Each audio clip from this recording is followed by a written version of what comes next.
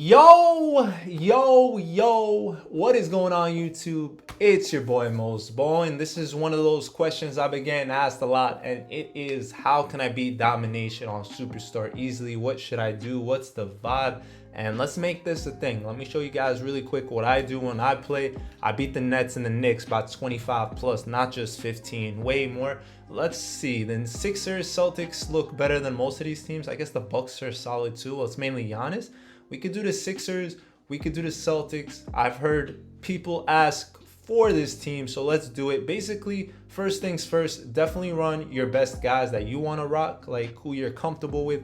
I don't really have any guys that I should tell you like you have to run this guy, you have to run this guy. If you got a Giannis, a Victor, guys that are lanky, nice and tall, go for it. Why not? They'll help you out. Robert Horry is an absolute beast and he is free. You can use Derek Fisher. There's really no serious answer for the team, but let me just show you guys what I do, what my vibe is. So the real answer to this game mode is just playing defense, in my opinion. I think you just playing defense leads to fast break opportunities, and that's going to be your bread and butter. That's how I've been winning. Literally, they can't stop you 90% of the time if you're running in transition. If they do, it is fine. I run a lot of backdoor cuts. I don't look to shoot too many threes. I think shooting threes in Superstar this early isn't like the worst thing in the world, but it's not the greatest either. It's not 100% foolproof because you have to be open to have a better shot, because if they're playing defense, you don't have enough badges to really handle all that. Plus, you guys aren't the greatest shooters in the game, so on Superstar, shooting is not the vibe. So I just play a lot of defense and I run. Now, one thing I would recommend is baiting. How do you bait? Just kind of back off a little bit so they could decide they want to shoot. When they decide they want to shoot, that's where you run. That's where you make them pay. Right now, you know James Harden is going to shoot a shot because the shot clock is running down and I'm out. What? That's 2K for you. That shot had no business going in and I was already out. I was going to get a free one. Other things you could do is set screens. Setting screens helps out a lot. A lot of times they'll come help off and usually you'll have a good pick and roll. I like this team because it has a really good big man. And Harden is no joke either. And I like that we're down early. It gives us more reason to play. It gives me more reason to show you guys more things. The first game I won, I was up 6 or 7 at halftime. And then we went off later on. We weren't even up in the first. Like, I was just feeling out the game.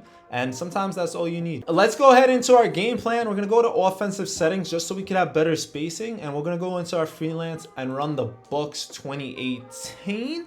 That way, when their defense is set, because they seem to run back well, they don't really take crazy shots. Some teams won't, other teams will. Your main point is trying to get mismatches. Once you get a mismatch, you're basically scoring every time. So that's by getting a big on a little man or the other way around. Like if Dumar is on their power forward, for example, I'm blowing right past him. Against most centers, he's blowing right past them. And look at us in transition, man. I'm telling you, it's really just transition, trying to get position. You can't mash as well this year, but if you get a nice little pump fake down low, you'll get them out of rhythm. Now we're gonna go ahead and set our freelance. You hit right on your D-pad, then you hit the freelance button, and then you pick the freelance. It'll set it up so everyone spaces the floor better. This team is struggling to score on us big time. Look at this, look at this. We got the switch we wanted and we got the alley every time. Honestly, I'd be doing that a lot. I like throwing alleys, it's fun, it's different. Another thing is I've been playing like real heavy defense. A lot of times I am able to get steals, especially if like the point guard that's bringing up the ball, whoever has it, isn't the best. So what I'm gonna do is I'm gonna hold L1 to call my little screen. I'm gonna run off of it, make sure they help, and then I'm throwing the lob and I'm making it. 9 times out of 10, unless it's a bad pass or they don't react well, if they don't really help off the pick, then that's where I have to make my decision. And right off the miss, you see my guys be running, man, straight up running. I call for the cut because usually the cutter gets the easier angle, the better shot attempt. And we're up 9 in the first by barely really doing anything yet. Here we go, we out in transition. Boom, beautiful pick and rolls all day. Now they did take out Joel Embiid, so now it's gonna get even easier to score as I mess up my alley with no Embiid on the court. Look at this boy. How do you stop me? Pat Bev is a demon, boy. He a demon. Watch this play right here. I'm sagging off completely so they can give him the ball because I know he can't shoot as he hits another one. That's two. I left him open twice. Probably not the greatest guy to leave open, but in general, I personally like daring people to shoot. Sometimes, oh my God, I suck. I'm about to lose this game. Every day I'm hustling. Every day I'm hustling. Yo, fast breaks for cuts, man. If you don't know how to cut, you hold down triangle/Y. It'll cause your player to run at the rim. If you want to cancel it, I personally hit circle or whatever that is on Xbox. That's how I personally cancel it if I don't want to pass that and it fake passes.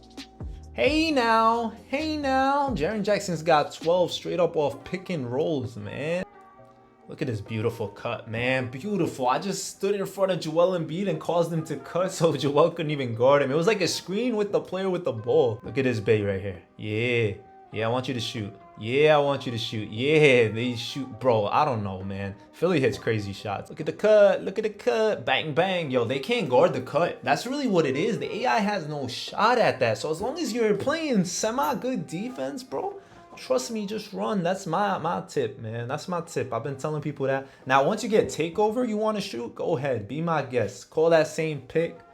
Get them open a little bit. Another thing is, like I said, you can get a lot of steals on some of the ball handlers. I think I got like 10 steals last game, but I'm not going to really try to strip my man James Harden like that. Oh, look at this mismatch. That's PJ Tucker. I see you, but it doesn't matter. That's my big center. Zerbiak, good cut. Yes, sir. Bro, the cuts are too easy, especially if you got a little guard in front of them. Like, most of them can't react fast enough. Obviously, against like the Emeralds and Sapphires, it's a little harder to get the cut, like, because they can steal the ball. But if you can see that you're playing against the golds, 9 times out of 10, you making that pass. I don't know why I keep saying 9 times out of 10. Maybe it's a little lower. But regardless, take advantage. We just went up 16. It took us longer this game, to be honest. So this is one of the better teams, like I said, just because they have a big man and a point guard. Usually, most teams just have one good player or so. Hey, big three. You don't have to shoot a lot, but when you open, you definitely let that thing fly, man. Hey, you already know, bro. My son Jaren Jackson Jr. been carrying. That's how you know it could be anybody that carries. Give me that. Look at that steal. Yes, sir. Still perfection. Yes, sir. Look at Joe Dumars working both ends. Now let's just clutch up this game. I've been trying to get 2 blocks. I've been struggling because I'm trying to do a challenge for blocks. That's the reason I'm really in Dom.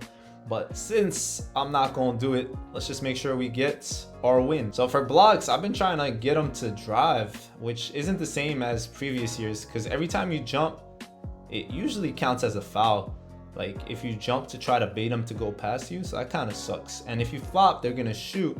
And there's shooters on this team, but they can't handle me in transition, and that's how we win our domination game. Now that brings us to the next question, and that's if Dom is even worth it. And the answer really is yes. I think it is. This is one of the only years in the world that I can safely say Dom is worth it. The amount of MT you'll make, the amount of stuff you will get overall for beating Dom is crazy compared to previous years, especially that there is no auction house for you to make MT like that. It's gonna be special. Honestly, it's gonna be really boring too.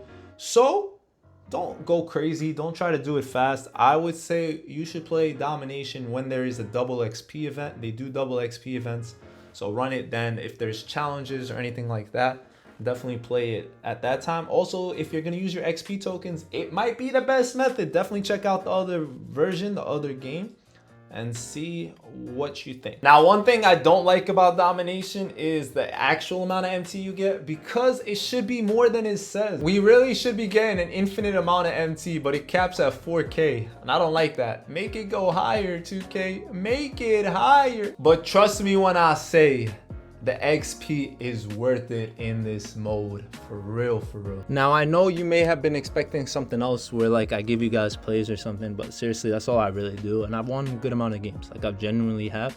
I wish you guys all the best. Make sure you subscribe, leave a like, all that good stuff helps me out a lot, and best of luck.